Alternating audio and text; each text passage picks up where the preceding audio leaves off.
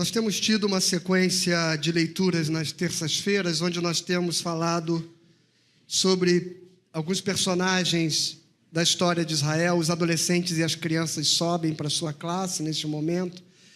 Alguns personagens da história de Israel, especificamente falando dos seus reis.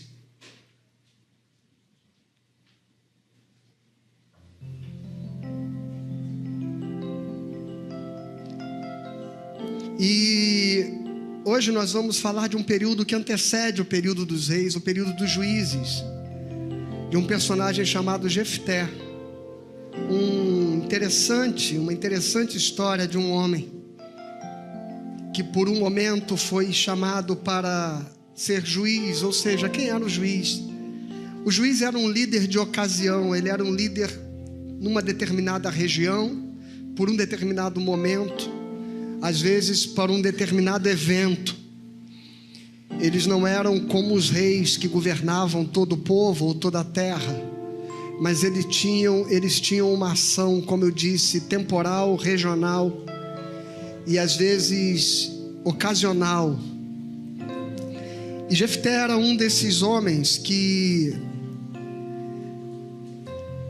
surgiu como uma liderança necessária num tempo muito difícil, onde o povo de Israel precisava enfrentar os amonitas e os moabitas.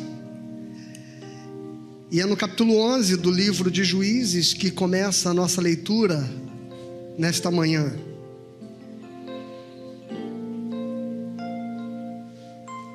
Nós vamos ler até o verso 18 e depois vamos dar um salto para o verso 28.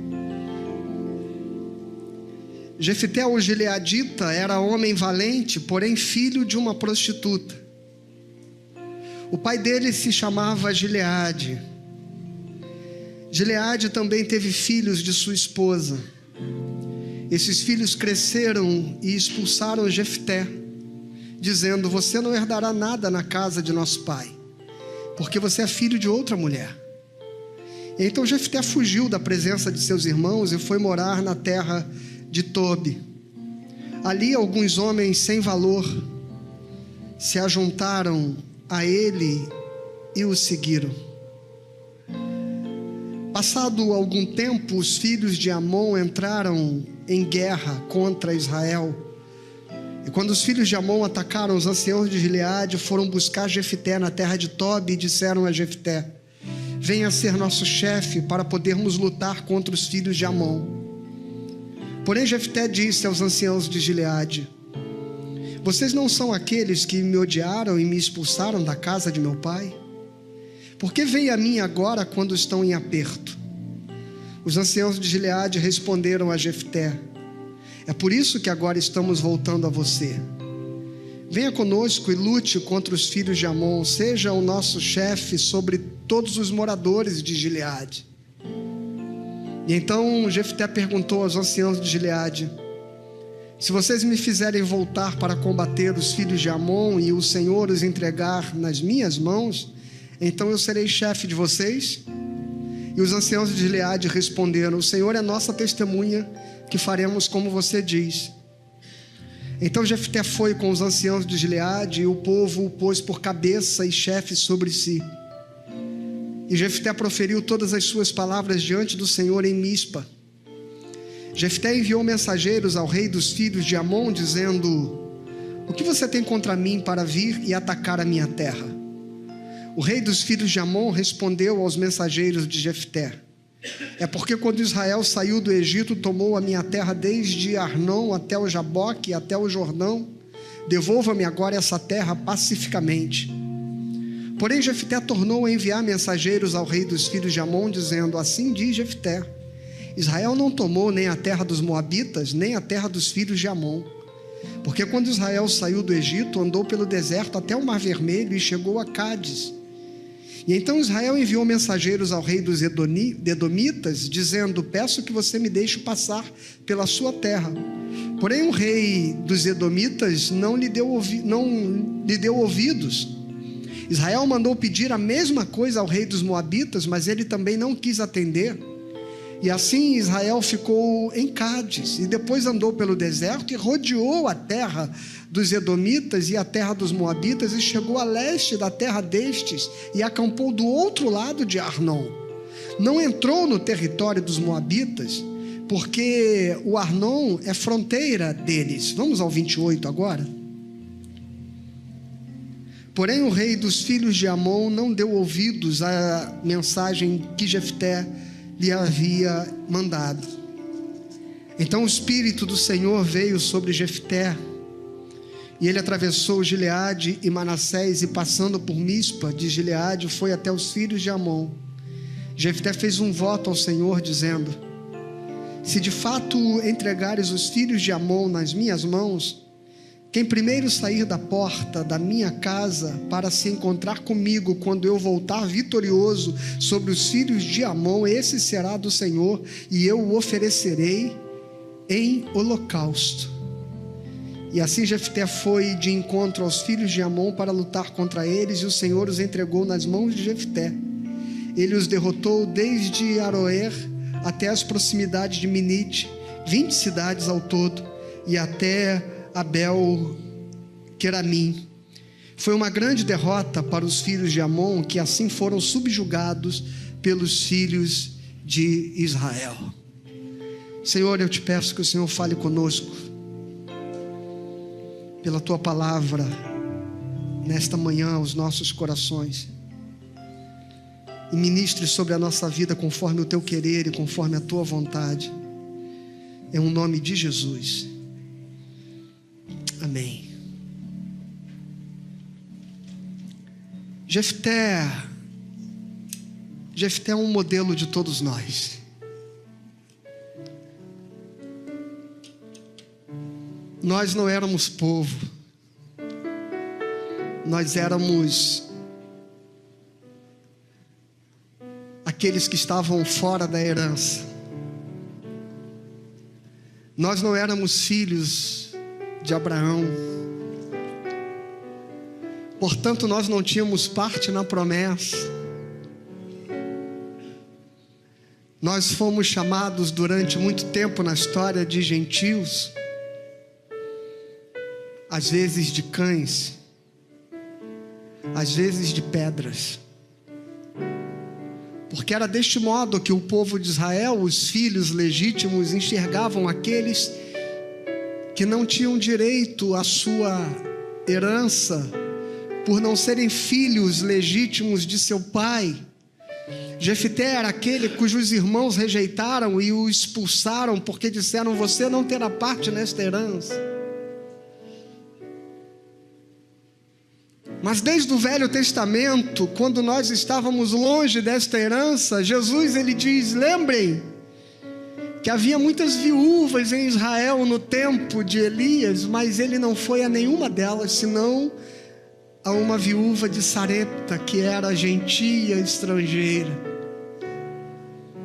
Lembrem-se, Jesus disse aos judeus que haviam muitos enfermos leprosos no tempo de Eliseu, mas Deus não curou a nenhum deles, mas curou o general do exército da Síria, gentio, pagão.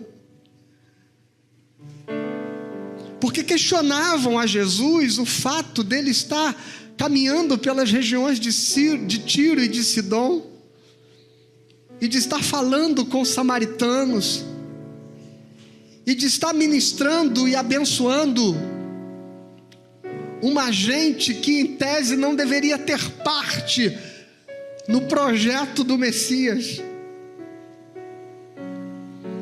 Mas o apóstolo João disse no primeiro capítulo do seu evangelho que ele veio para os que eram seus, mas os seus não o receberam. Mas a todos quantos o receberam, deu-lhes o poder de serem feitos filhos de Deus. O apóstolo Pedro diz na sua primeira epístola: vocês que não eram povo, agora vocês são povo de Deus. Vocês são nação santa, povo de propriedade exclusiva do Pai. Aleluia. O profeta Isaías dizia e profetizava em nome do Senhor, dizendo: eu fui buscado por aqueles que não me conheciam, e aqueles que não eram chamados pelo meu nome, eu disse: eis-me aqui. Aleluia. Jefité, portanto, é um retrato da nossa própria história. É o bastardo indigno, não merecedor, mas que foi alcançado pela graça de Deus. Você e eu, nós não merecíamos, mas nós fomos alcançados pela graça de Deus e pelo amor do Pai.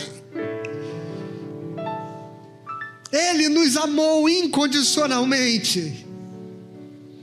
Aqueles que não se chamavam pelo meu nome, eu repito, disse o profeta, o Senhor disse: eis-me aqui, eis-me aqui.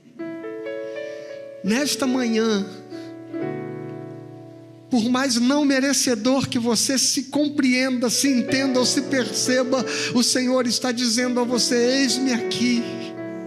Porque Deus te faz filho do Pai amoroso. Em Jesus fez cair a parede da separação. Jesus fez de dois povos um único povo. E agora eu e você somos povo de propriedade exclusiva de Deus. O apóstolo Paulo escreve aos Efésios, aquele povo grego pagão da Ásia Menor, e ele diz: bendito seja o Senhor, o Pai de misericórdia, que vos deu e que vos presenteou com todas as heranças celestiais. Aquela herança que foi negada a Jefté, aquela herança que foi negada aos gentios, nós fomos feitos co-herdeiros em Jesus. Aleluia.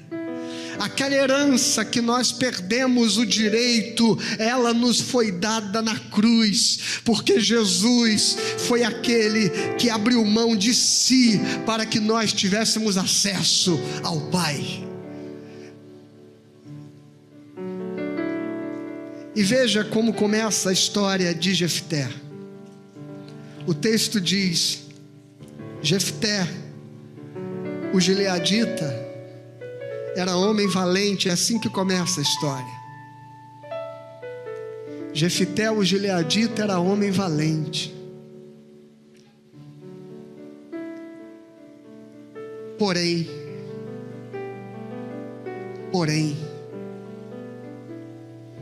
cadê o Petrelli, que eu não estou vendo ele ali atrás? Filho, está dando um zoom aqui toda vez que eu chego um pouco mais para cá. Diminui meu retorno, por favor, que pode ser ele. Vê se tem alguma coisa ligado, porque tem um grave sobrando aqui. Obrigado. Jefté, o gileadita, era homem valente, porém filho de uma prostituta. Parece que é assim que nós somos rotulados. Parece que é assim que nós nos enxergamos muitas vezes. Parece que toda vez que alguma coisa está diante de nós, nós encontramos algum porém, algum senão que nos faça acreditar que nós não somos merecedores daquilo. Jefté era homem valente.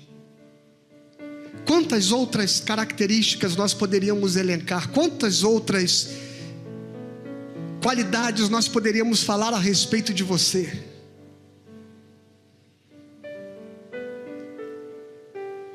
Quantos talentos, quantos dons, quantos acertos você já cometeu na sua vida?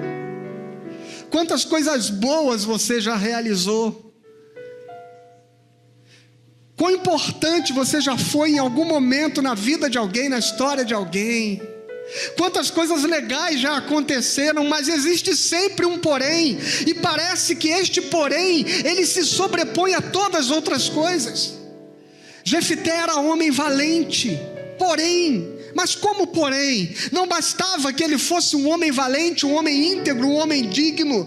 Não bastava que ele fosse um homem correto, um homem reto. Não bastava, não, porque ele era filho de uma prostituta. Ele vinha de uma família imperfeita. Ele tinha uma história que tinha uma mancha, que tinha uma marca. E assim pode ser que você até hoje esteja carregando a marca, a mancha, o rótulo de um erro que cometeu no passado,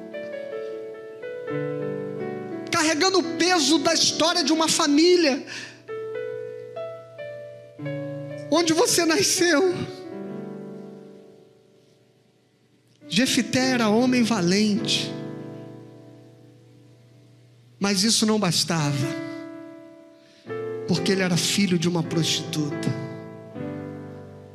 Quais são os poréns que rotulam você?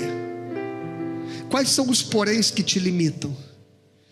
Quais são os poréns que te impedem de seguir em frente, de ir atrás dos teus sonhos, de ir atrás dos teus projetos, de conquistar os seus objetivos? Quais são as barreiras no seu coração? Quais são as portas que vão se fechando ou que você fecha dentro do seu próprio coração, porque você continua olhando o porém da sua vida e não aquilo que está sendo dito sobre você? Não importa quais são os rótulos, as marcas, os pesos, os erros, os fracassos, uma coisa importa, é o que Deus sabe a seu respeito.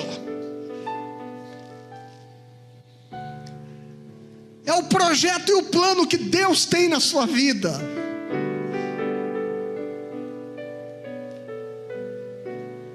Nós somos marcados muitas vezes pela história da nossa família, mas você não precisa carregar essa história adiante.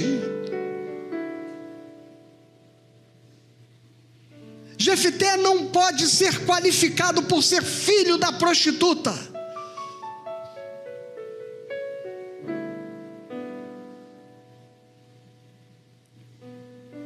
Jefité, o gileadita, veja como o texto diz, ele era gileadita, ele era filho de Gileade.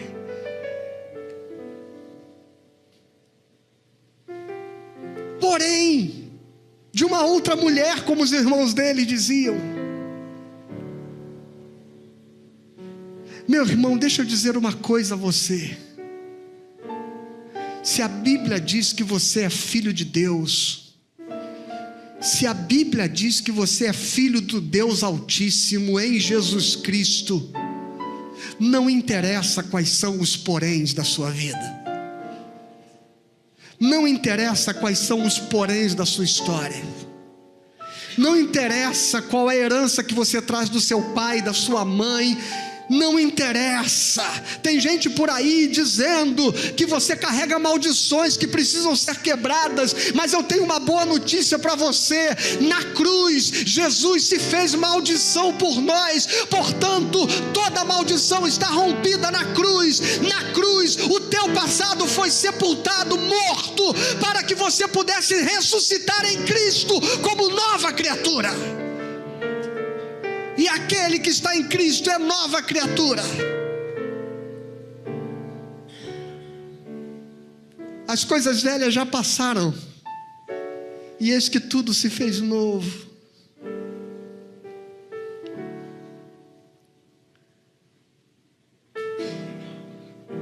Ontem aconteceu uma história, a gente voltando do piquenique das famílias, que foi muito legal. Pena que você não foi, mas foi muito bacana. E a gente estava voltando de carro e fomos levar a Amanda em casa. E de repente, quando a gente saiu ali na Miguel Salazar, ali na altura da Cidade de Deus, o trânsito parou e estava completamente parado. E nós ficamos muito tempo no engarrafamento que quase não andava. Até que chegamos ali em frente à Merck e havia uma blitz do Detran e que engarrafou o trânsito inteiro.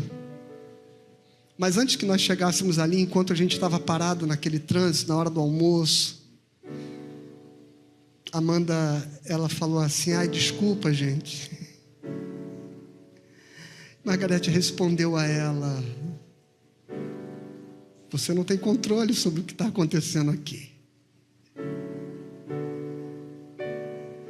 Às vezes nós nos sentimos culpados por coisas que nós não temos controle. Não tivemos culpa. Você não tem culpa do lugar que você nasceu, da história da sua vida, da família onde você cresceu. Qual é a sua história? Qual é a história que você vai construir com as suas mãos?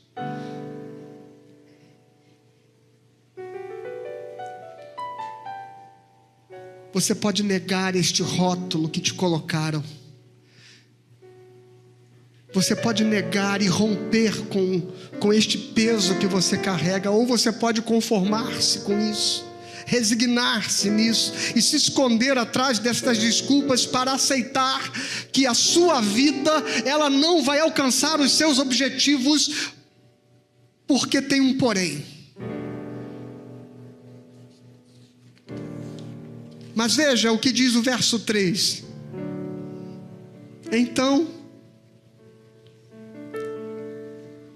Jefté fugiu da presença dos seus irmãos e foi morar na terra de Tobi. E ali, alguns homens sem valor, na tradução, esta é a tradução Nova Almeida, na tradução revista e atualizada, está escrito alguns homens levianos. Alguns homens sem valor, ou alguns homens levianos, como preferir, se juntaram a ele e o seguiram.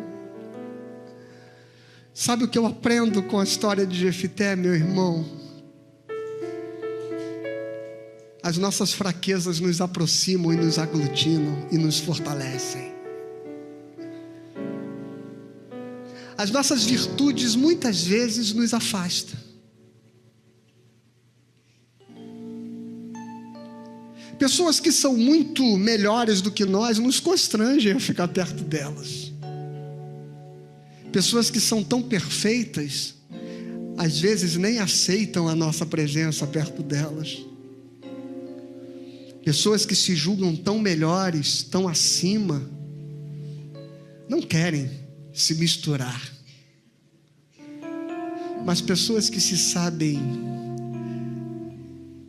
pobres, pecadores, reconhecem que nas nossas fraquezas nós nos fortalecemos.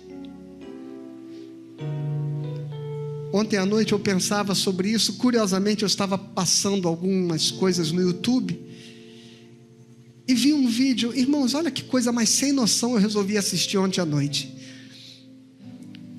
Uma semifinal de um jogo de 2 times da favela Nova Holanda. Olha que coisa interessante. Na favela Nova Holanda. E eu fiquei assistindo aquela reportagem, aquele documentáriozinho sobre... E eu fiquei vendo aquela gente aglutinada, aglomerada, grudada, suada, sem camisa, pobre, festejando, se alegrando, xingando e vivendo aquela vida juntas, comunitárias. E eu falei assim, cara, como o pobre é legal, cara. Como o pobre é legal.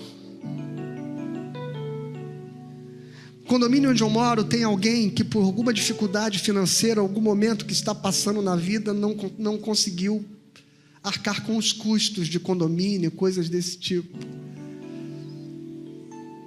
E a pessoa está morando lá ainda, mas começou a circular depois de um tempo um anúncio de que a cobertura daquela pessoa estava indo a leilão. E todo mundo já doido de fazer lance no leilão para angariar a cobertura da pessoa que está morando lá. E eu lembro que quando eu vi essa notícia eu falei assim, isso nunca aconteceria numa favela. Porque numa favela a comunidade ia se juntar, as pessoas iam se cotizar e iam tentar pagar as dívidas daquela pessoa para que ela não perdesse a casa. É assim ou não é?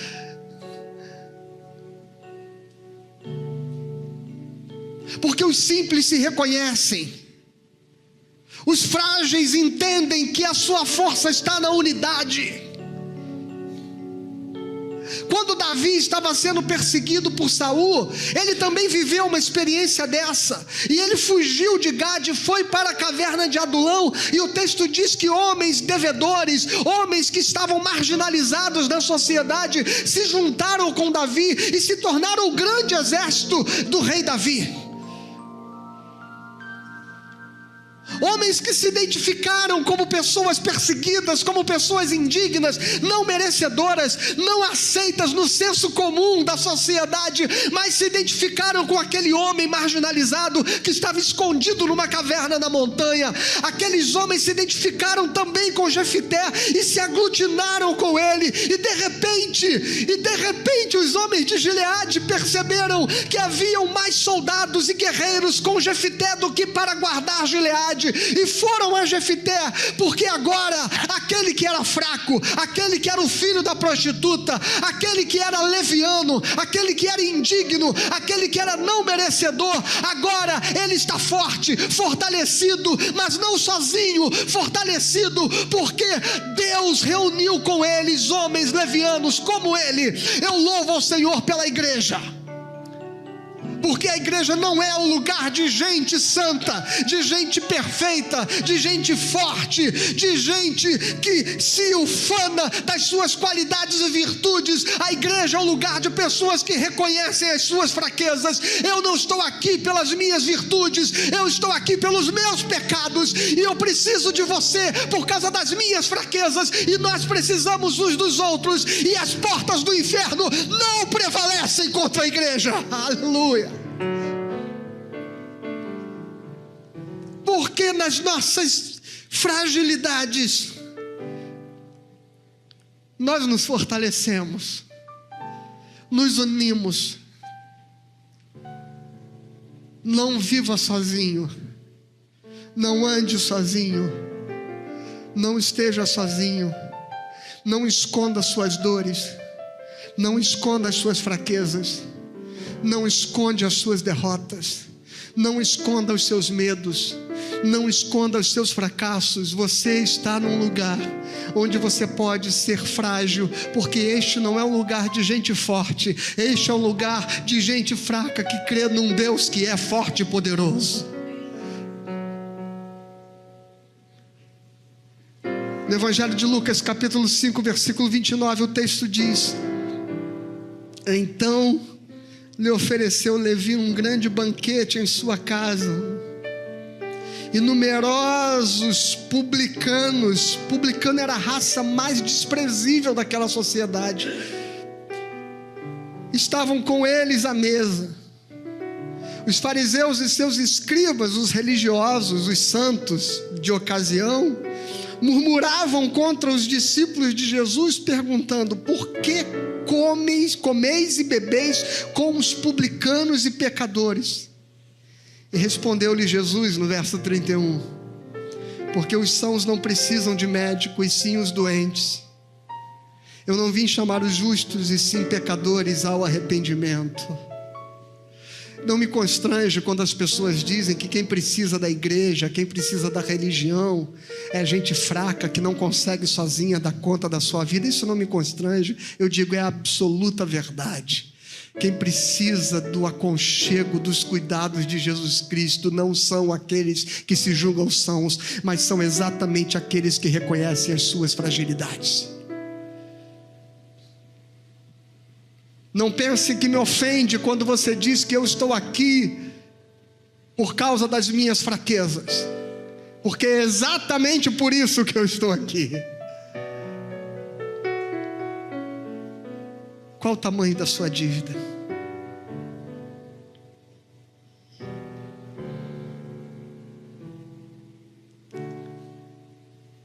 Jesus conta uma parábola no Evangelho de Mateus, capítulo 22, que um homem mandou chamar gente importante para ir a uma festa de casamento na sua casa.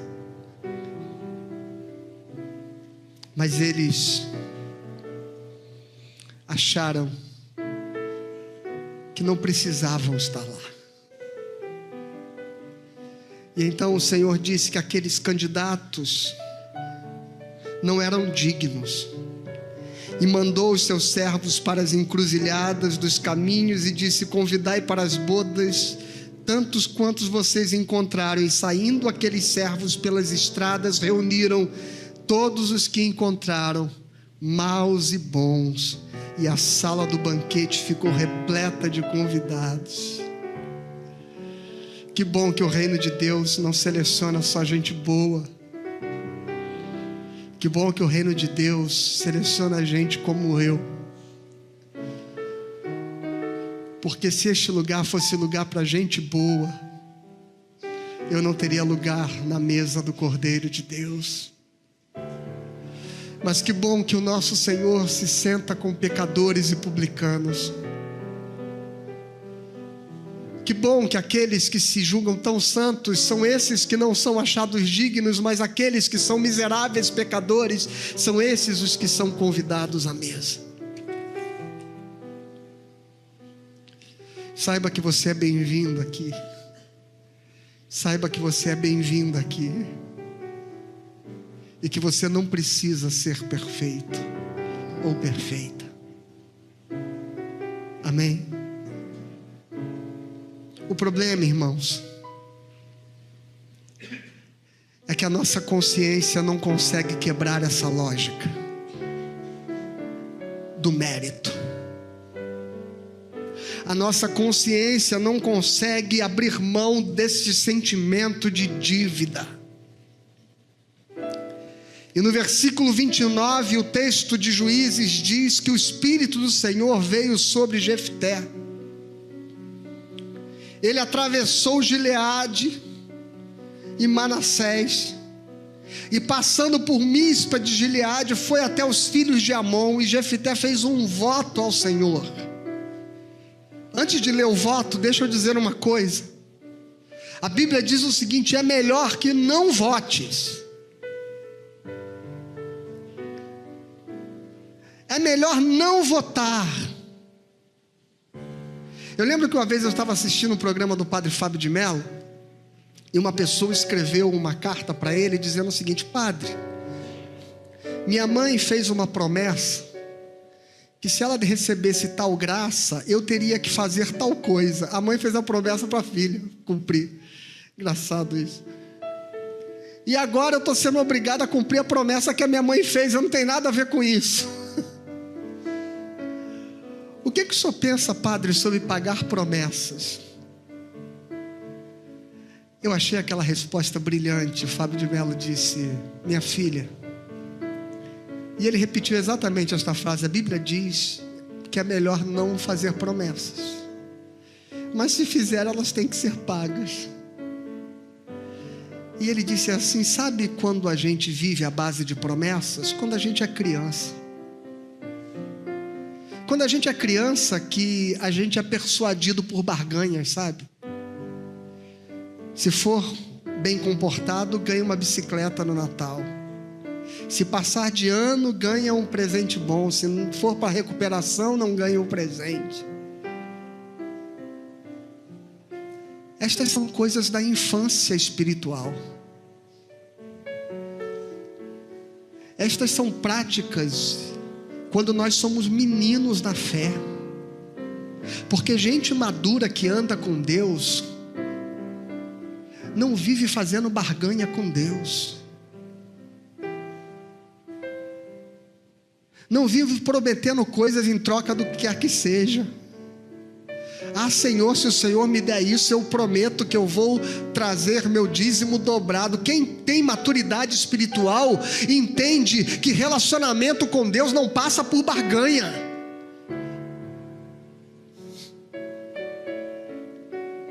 E que todo preço a ser pago para o nosso relacionamento com Deus foi pago por Jesus. Mas olha só o que diz o verso 30. Jefté diz assim: se de fato entregares os filhos de Amon nas minhas mãos, quem primeiro sair da porta da minha casa para se encontrar comigo quando eu voltar vitorioso, esse será do Senhor, e eu oferecerei em holocausto. Deus não precisa de holocaustos. Deus não precisa de sacrifícios para fazer com que as suas promessas se cumpram na vida do seu povo.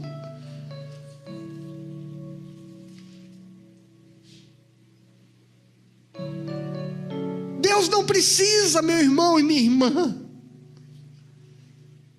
O Senhor tinha prometido aquela terra a Israel.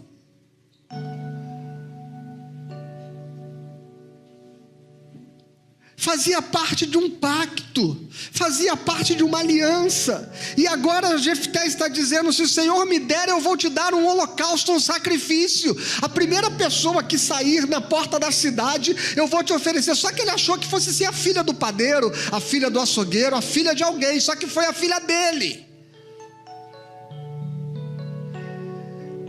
E ele entra em desespero quando ele está voltando para a cidade depois de conquistar a vitória, e é a sua filha que vem. Lembre-se, melhor não fazer votos, mas se fizer, é bom que se cumpra. Por que você ainda vive acreditando que existe um preço a ser pago para Deus abençoar você? Que existe uma culpa, que existe um sacrifício a ser realizado? Porque se eu for à igreja, se eu orar muito, se eu ler muito a Bíblia, se eu fizer muito isso, ou fizer muito aquilo, ou porque eu não estou fazendo isso, ou não estou fazendo aquilo, eu não mereço que Deus ouça a minha oração.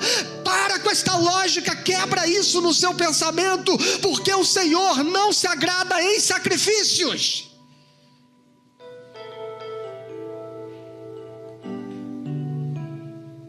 Ele não precisa de holocaustos,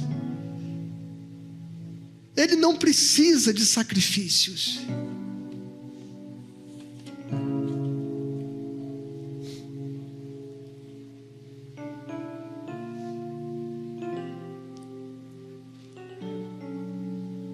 O irmão mais velho, na parábola do pródigo, em Lucas capítulo 15, disse: pai, eu acho que eu mereço, porque eu me esforcei, porque eu nunca desobedeci, porque eu sempre cumpri com todas as minhas tarefas e obrigações. E o pai disse: ué, meu filho, mas nunca foi por causa disso, tudo sempre foi seu. Tudo sempre foi seu. De onde você tirou a lógica que é por algo que você faz, que é por fazer, por merecer? De onde você fez com que isso tivesse algum sentido para você? Tudo é teu.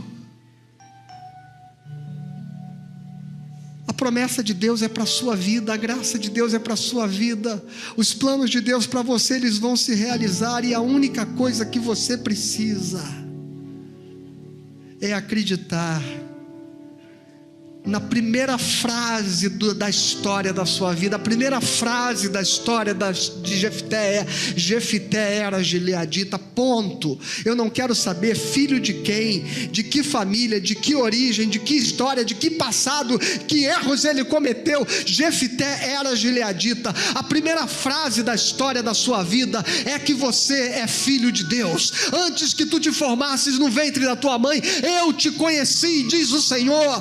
O Senhor te conhecia quando você era uma substância sem forma, e antes que você se constituísse, todos os dias da sua vida estavam diante dos olhos do Senhor. Portanto, não é nada porque você fez ou fará, é pelo que Deus projetou e planejou para você.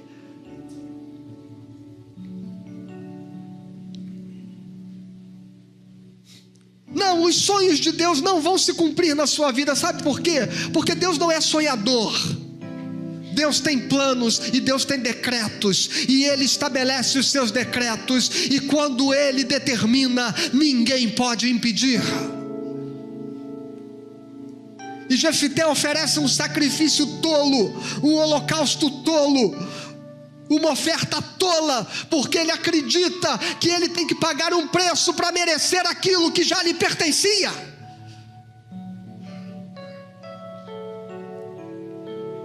Então lembre-se disso.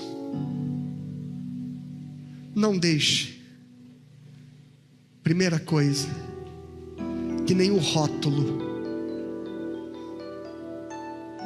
que nenhuma culpa, que nenhum estigma, que nenhuma marca, que nenhum trauma, que nada seja um porém na sua história. Você é filho do Deus Altíssimo. Segunda coisa, Em nome de Jesus Cristo, saiba que você não precisa ser perfeito, porque a história de Deus na sua vida, ela vai se cumprir, apesar das nossas fraquezas. Você está no lugar certo. Você está entre pecadores, que se sabem pecadores, se reconhecem pecadores, e por isso nos fortalecemos, e por isso vencemos o pecado, e por isso triunfamos, porque admitimos que somos fracos. E terceira coisa, nada disso precisa que você pague um preço. Tudo é seu. Tudo é seu. Tudo é seu. Bendito seja o Deus de nosso Senhor Jesus Cristo, que nos abençoou com toda sorte de bênçãos espirituais nas regiões celestiais. Apenas viva como um filho de Deus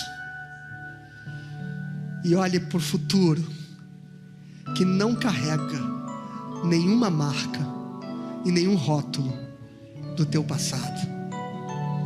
Deus abençoe você em nome de Jesus.